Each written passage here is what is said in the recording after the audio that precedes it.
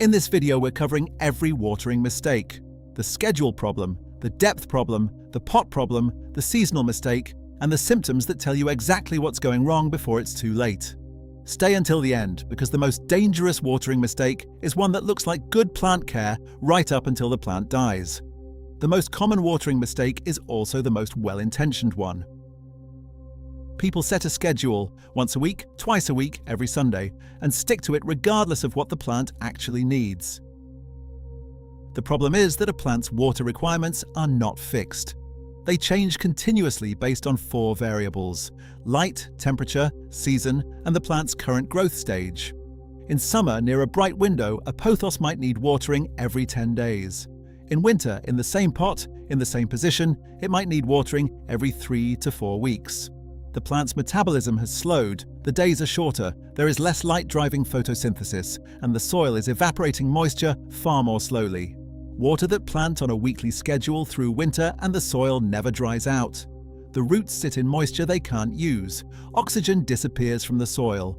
Root rot begins. The fix is not a new schedule. The fix is abandoning the schedule entirely and replacing it with a soil test.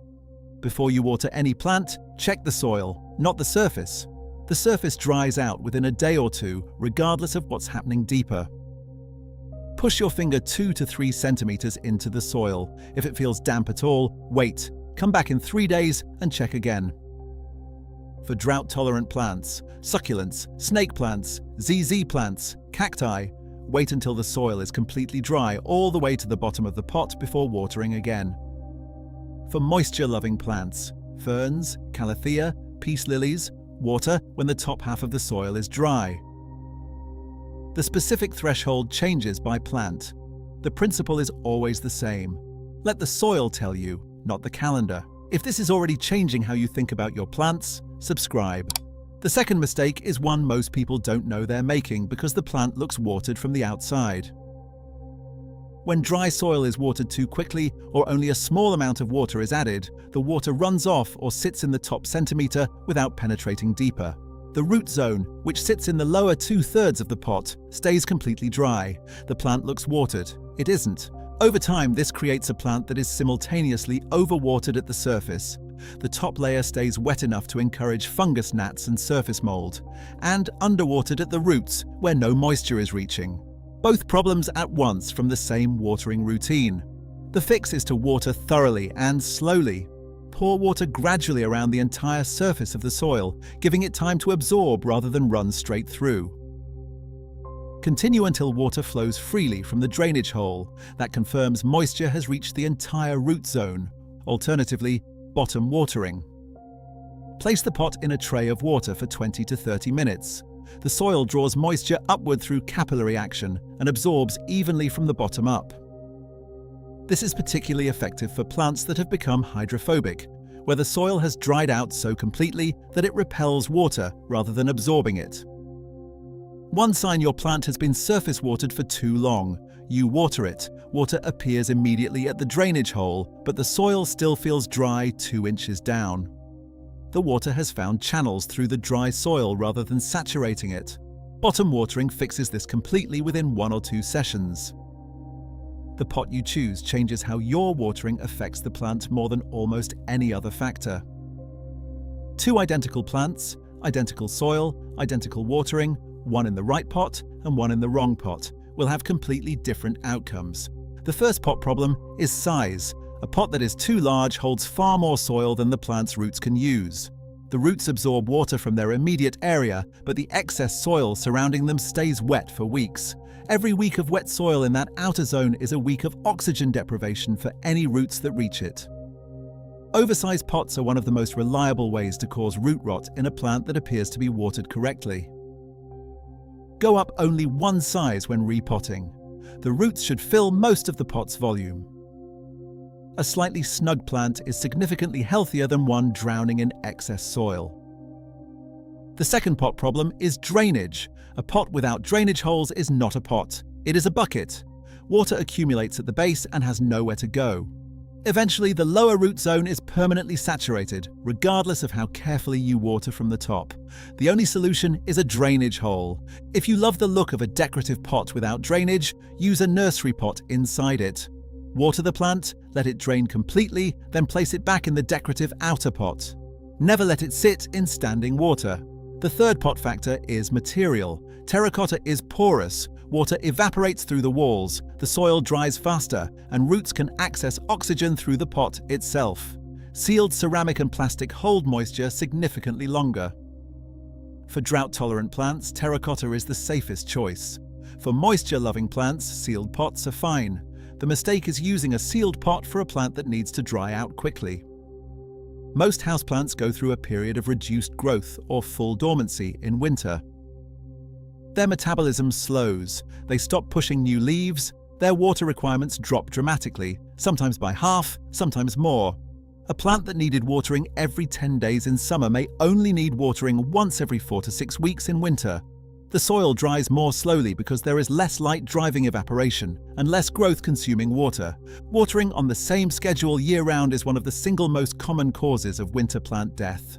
The plant enters its low-energy state, needs almost nothing, and gets the same amount of water it received in peak summer. The soil never dries. Root rot follows. The seasonal shift matters more for some plants than others. Succulents, cacti, snake plants, and ZZ plants are the most sensitive. These should receive almost no water in winter, particularly if temperatures in your home drop below around 15 degrees Celsius.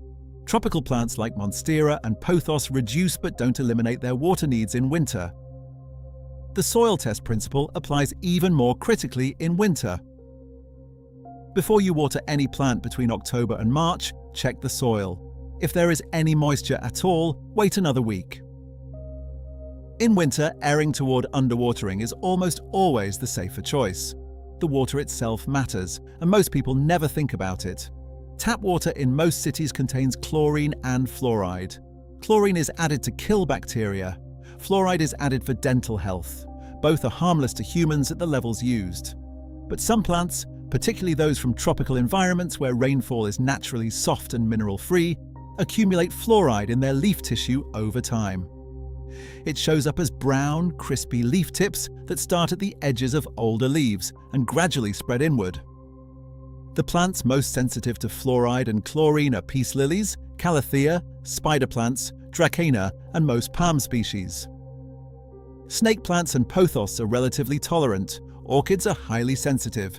The simplest fix is leaving tap water in an open container overnight before using it. Chlorine is a volatile gas and dissipates within 12 to 24 hours. Fluoride does not dissipate. For fluoride-sensitive plants, rainwater or filtered water is the long-term solution. Water temperature also matters more than most people expect. Cold water poured directly from the tap onto tropical houseplants causes a brief but real shock. The root cells contract in response to the temperature change. Over time, this repeated stress shows up as sluggish growth and increased susceptibility to disease. Room temperature water is a simple, free upgrade to your watering routine. Misting is one of the most universally repeated pieces of houseplant advice, and one of the least effective things you can do for your plants. The idea is that spraying water on leaves raises the humidity around the plant. It does not. The water evaporates within minutes, the humidity returns to exactly what it was before, and the leaves are left damp. Damp leaves are not a neutral condition. They are an invitation for fungal and bacterial disease, particularly powdery mildew, leaf spot, and botrytis. The reason this myth persists is that it feels productive. It looks like care. The leaves glisten, but a hygrometer placed next to a misted plant shows the humidity spike from misting lasts less than 10 minutes before returning to ambient levels. If your plants genuinely need higher humidity, calathea, ferns, orchids, alocasia, there are 3 things that actually work. A pebble tray with water beneath the pot raises local humidity through slow evaporation without wetting the leaves. Grouping plants together creates a microclimate of slightly higher humidity as each plant transpires. A small humidifier placed nearby maintains consistent elevated humidity without any of the disease risk of misting. Misting does have one legitimate use: cleaning dust from leaves. A fine mist followed immediately by wiping with a soft cloth removes dust that blocks light from reaching the leaf surface. That is a cleaning technique, not a humidity technique. This is the most dangerous watering mistake, and the one that looks most like good plant care right up until the plant dies. When a plant is stressed, after repotting, after being moved, after a temperature shock, after being newly purchased, its root system is compromised. It cannot absorb and transport water normally. In this state, watering generously does not help the plant recover, it accelerates the damage. After repotting, roots that were disturbed during the process need 1 to 2 weeks to recover before being exposed to significant moisture. Water lightly once after repotting to settle the soil, then hold off. The instinct to water generously after repotting to help the plant settle in is one of the most common post-repotting mistakes. A newly purchased plant has usually been in a nursery environment, high humidity, consistent watering, ideal temperature, and needs time to acclimatize to your home. During this adjustment period, which can last 2 to 4 weeks, the plant may drop leaves, droop slightly, or look generally unhappy. The response most people have is to water more. The correct response is to water less and give it time. The rule for any stressed plant: check the soil, and unless it is completely dry, wait. A stressed plant with compromised roots and wet soil is in a far worse position than a stressed plant with dry soil. One of them can recover, the other is developing root rot. Your plant will tell you exactly what is wrong with its water situation if you know how to read it. Wilting with dry soil, the plant is thirsty. Water thoroughly, it will recover within a few hours. Wilting with wet soil, this is root failure, not thirst. Adding more water will kill the plant. Unpot it, check the roots, and address the underlying problem. Yellow leaves all over the plant with consistently wet soil. Overwatering.